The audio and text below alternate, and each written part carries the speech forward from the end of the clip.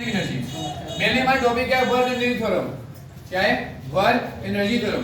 But वो work energy theorem किसका use करते हैं? काइनेटिक एनर्जी का, पोटेंशियल एनर्जी के वर्क एनर्जी थ्योरम में कोई बात ही नहीं करते हैं।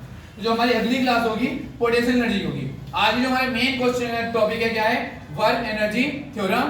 तो पहले हम देखेंगे वर्क एनर्जी थ्योरम कौन सी एनर्जी की वजह से होता है, फिर उसकी डेरिवेशन करेंगे, उसके बाद वो यही थ्योरम में बढ़िया क्वेश्चन करेंगे। आज जो हमारे पूरा टॉपिक चलने वाला है वर्क एनर्जी थ्योरम चलेगा। कल का टॉपिक होगा हमारा पोटेंशियल एनर्जी। तो work energy theorem, work energy theorem मतलब क्या है? जब कोई ऑब्जेक्ट को एनर्जी मिलेगी, एनर्जी मिलेगी तो क्या करेगा? मोशन पे आएगा, मोशन में आएगा ना। तो कोई भी ऑब्जेक्ट को जब क्या मिलती है? Kinetic energy. देखो किसी भी ऑब्जेक्ट का मोशन आने का सबसे मेन रीजन कौन होता है? Kinetic energy. अगर किसी ऑब्जेक्ट को काइनेटिक एनर्जी नहीं मिलेगी वो मोशन में नहीं आ सकता। अगर कोई ऑब्जेक्ट मोशन पे आ रहा है मतलब उसका रीजन कौन सा है? क्या है? Kinetic energy. उसे काइनेटिक एनर्जी मिली है तभी ऑब्जेक्ट मोशन पे आएगा। तो काइनेटिक एनर्जी इक्वल क्या बोल सकते हो? मोशन। क्या बोल सकते हो? मोशन। इसके इक्वल क्या हो जाएगा? 1/2mv²। ठीक है। काइनेटिक एनर्जी की वजह से क्या होता है? मोशन। और काइनेटिक एनर्जी बोलना क्या होता है? 1/2mv²। ठीक है। अब काइनेटिक एनर्जी क्या तरह की? स्केलर क्वांटिटी है। ठीक है। और भाई तुम्हें पता अगर एनर्जी है इसकी यूनिट क्या होगी? जूल होगी। क्या होगी एनर्जी इसकी? जूल होगी। और डायमेंशन क्या होगी? ml/2 अगला हमारा टॉपिक सेम आता है कि हमें प्रूव करना है जो ke इक्वल क्या होता है? 1/2mv²। पहले काइनेटिक एनर्जी मैं बोलना प्रूव करता हूं, इसके बाद हम physically work energy theorem prove करेंगे।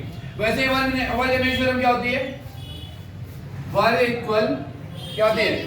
Kinetic energy final minus kinetic energy initial. ठीक है। Kinetic energy final minus kinetic energy क्या होती है? इनिशियल। यही वर्क एनर्जी थ्योरम है और यही हमें प्रूव करना है। तुम बोल सकते हो W इक्वल डेल के प्रूव कर लो, ये शॉर्ट में लिखना चाहो नहीं तो यही हमारी काइनेटिक एनर्जी थ्योरम है। बट काइनेटिक एनर्जी का पूरा डिपेंड किस पे जाता है? सॉरी, वर्क एनर्जी थ्योरम पूरा किससे डिपेंड करता है? काइनेटिक एनर्जी पे। तो सबसे पहले मैं एक्चुअली काइनेटिक एनर्जी की नॉलेज होनी चाहिए। तो वर्क एनर्जी थ्योरम तो बेसिक चीज है। ठीक है। तो काइनेटिक एनर्जी को फॉर्मूला प्रूव करने के लिए हमें पता है W इक्वल क्या होता है? F/s, force into displacement. ठीक है। अब हमने पढ़ा है F बराबर क्या होता है? ma, Newton second law. ठीक है। अब हमने एक चीज और पढ़ी है न्यूटन की इक्वेशन मोशन की। तो कोई ऑब्जेक्ट मोशन पे आ रहा है तो इक्वेशन ऑफ मोशन से हम सॉल्व कर सकते हैं। तो हम यहां भी उसी का यूज करेंगे न्यूटन की थर्ड इक्वेशन का। अब जो थर्ड में क्या आता है कि हमने पढ़ा 2as इक्वल क्या होता है? v² - u²। ठीक है। हमें यहां से वैल्यू चाहिए s की। 2 डिवाइड ले जाओ, s इक्वल v² - v²/2a। अब इन दोनों की वैल्यू यहां पुट करो। W इक्वल f कितना है? ma, s कितना है? v² - v²/2a। ठीक है। अब क्या करोगे? कैसे कट गया? तो W इक्वल में m v² - v²/2a। जब कोई ऑब्जेक्ट रेस्ट होगा, रेस्ट मोशन पे आएगा ना, जब वो रेस्ट में था उसकी इनिशियल वेलोसिटी कितनी होगी? 0। जब उससे एनर्जी तो फाइनल आई u यहां पे क्या होगा? 0। तो W equal m v² - 0²/2। W equal m, ये 0 हो गया, कितना बचा? mv²/2। हम इसे क्या लेते हैं? W इक्वल क्या होता है? 1/2mv²। और तुम्हें पता है जब वर्क किया जाता है वर्क ऑलवेज इक्वल होता है उस पे लगी हुई एनर्जी के। तो W किसके इक्वल हो जाएगा? Kinetic energy. तो काइनेटिक एनर्जी इक्वल क्या आ गया? 1/2mv²। ये हो गई हमारी काइनेटिक एनर्जी। अब हम काइनेटिक एनर्जी हम कुछ रेफरेंस पॉइंट से पढ़ते हैं। ठीक है। कि मतलब एक पॉइंट बताए ना, क्वेश्चन लिख लो चाहे does kinetic energy depend from a reference या फ्रेम ऑफ रेफरेंस। क्या काइनेटिक एनर्जी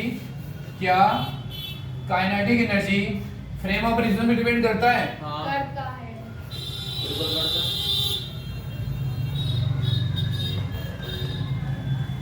क्वेश्चन पूछता हूं फिर बताना।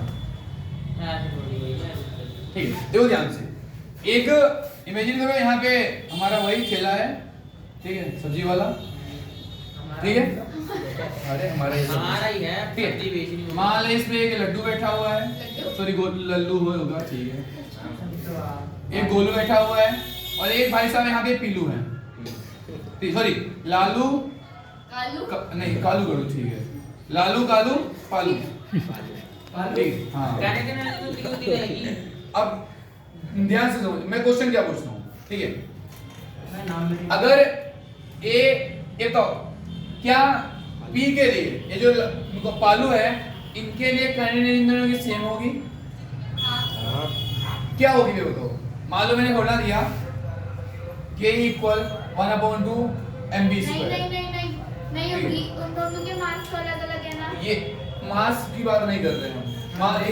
ऐसा लोग काइनेटिक एनर्जी क्या जीरो हो सकती है? हाँ हो हाँ हो सकती है। सकती है, कैसे कब? अगर वो रेस्ट पे है तो। क्या इसके हिसाब से रेस्ट पे नहीं है, इसके काइनेटिक ये रेफरेंस पॉइंट पे हो डिपेंड करती है। हाँ करती है। अगर हम इसके अकॉर्डिंग देखें ये सब मूव कर रहे हैं, ठीक है, ये सब मूव कर रहे हैं ना, तो इनकी वेलोसिटी है इसके अकॉर्डिंग, तो क्या काइनेटिक एनर्जी यहाँ जीरो नहीं होगी? मतलब रेफरेंस पॉइंट डिपेंड कर रही नहीं कर रही? अब यहाँ देखो लालू और कालू की बात करो, दोनों ठीक आराम से है, बैठे दोनों थैले बैठे हुए हैं, तो लालू के लिए कालू रेस्ट पे, कालू के लिए लालू रेस्ट पे, दोनों रेस्ट पे हैं, तो काइनेटिक एनर्जी बोलना क्या होता है 1/2 mv स्क्वायर, और दोनों रेस्ट में है तो वेलोसिटी दोनों कितनी है? जीरो।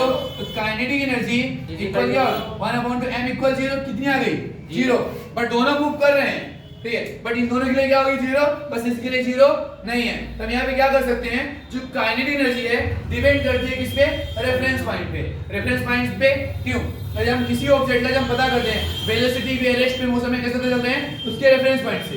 तो अगर हमें रेफरेंस पॉइंट से हम ये भी डिपेंड करता है काइनेटिक एनर्जी, रेफरेंस पॉइंट से हम बता सकते हैं काइनेटिक एनर्जी चेंजेबल है या नहीं है। तो क्वेश्चन तो पूछता है कि क्या kinetic energy frame of reference पे डिपेंड करती है या नहीं करती है? क्या बोलोगे? हाँ करती है।